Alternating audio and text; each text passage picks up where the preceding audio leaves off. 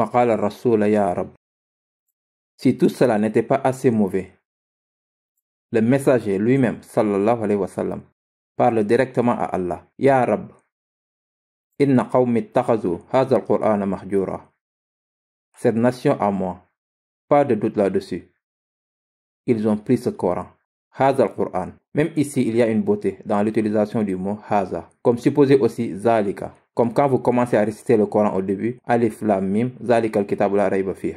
Ici, Allah ne dit pas zalika al-Qur'an, il dit hadha al-Qur'an, hadha lil qarib. Ce Coran est juste là, juste en face de vous, et vous continuez à ne pas le prendre sérieusement. Et le messager, au jour du jugement, se plaint. Cette nation à moi a pris ce Coran.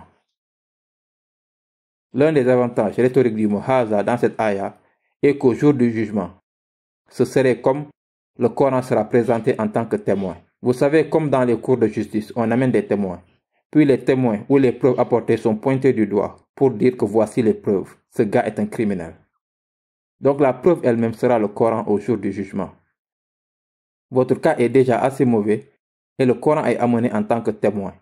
Et l'avocat faisant apporter la preuve est le messager, sallallahu alayhi wa sallam. Et il pointe le Coran et dit, ce peuple, cette nation à moi, ils ont pris ce Coran. Ils l'ont pris. Inna qawmi ittakhadhu hadha al-Qur'ana mahjura. Vous avez fait oublier quelque chose. Vous avez complètement ignoré quelque chose. Vous l'avez laissé loin derrière. Tout le monde connaît le mot hijra. Émigrer quelque chose. Le verset ne dit pas que vous l'avez laissé derrière, mais que vous l'avez laissé loin derrière. Ils n'ont tout simplement pas abandonné le Coran, ils l'ont laissé loin derrière. Ils ne sont même plus proches. Ils ont juste migré loin, loin, loin de lui, du Coran. Et je veux rappeler à moi-même et à vous tous le caractère que le Coran veut de nous. Si nous sommes loin de ce caractère, même si on récite le Coran, c'est toujours un éloignement du Coran. Il s'agit toujours d'un éloignement du Coran. Nous migrons loin du Coran si nous le récitons et que nous ne voyons aucun changement dans notre caractère. C'est ça la qualité des enfants d'Israël. Au fait de la sourate Furqan, la 25e sourate du Coran, ce n'est pas une longue sourate. Vous pouvez lire la traduction quand vous serez à la maison. Ce qui est remarquable à propos de cette sourate, c'est son milieu. Quand vous y arrivez jusqu'à sa fin, la toute fin est à propos de quel genre de caractère est requis pour un musulman. Quelle personnalité un musulman doit ressembler. Pourquoi est-il mentionné car le messager se plaint de l'abandon du Coran? Parce que la personne qui n'abandonne pas le Coran a une personnalité différente. La personnalité est différente, le caractère est différent, ses actions sont différentes, même ceux qu'il fréquente sont différents. Dans la même sourate, lorsqu'il passe près de conversations inutiles, il l'évite dignement. Il reste loin des compagnies inutiles. Cela affecte chaque partie de leur personnalité. C'est cela l'abandon du Coran. Je ressens que la communauté devient, vous et moi, de plus en plus coupables, sans pour autant s'inquiéter de ça. Ma fille m'a récité cette ayah à la maison, et elle lisait cette ayah, et je surveillais son tajwid. Elle récitait cette ayah et j'ai commencé à pleurer. Elle m'a dit, papa, pourquoi tu pleures? Je lui dis, à cause de ce qu'Allah dit. Elle dit, qu'est-ce qu'il a dit?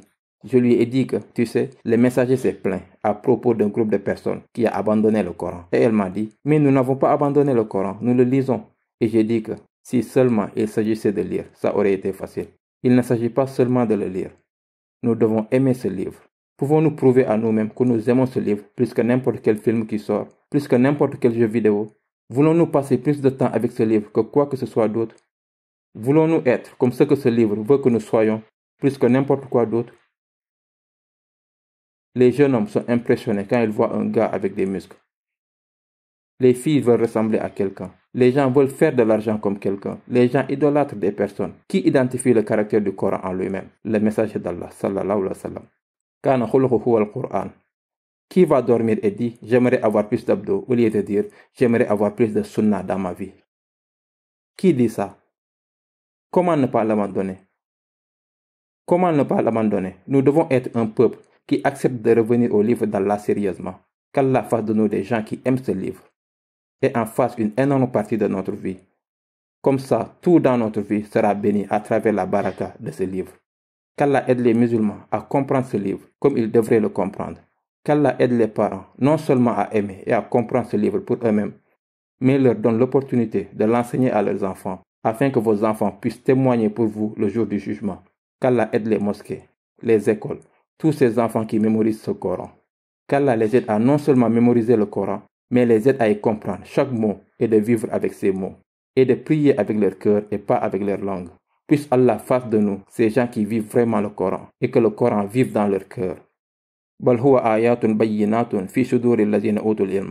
Ce sont des ayats qui vivent dans les poitrines de ceux qui ont reçu la science.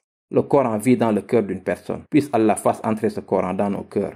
Barakallahu li wa lakum fil Qur'an al-Hakim wa nafa'ani wa iyyakum bil ayati wa zikril hakim.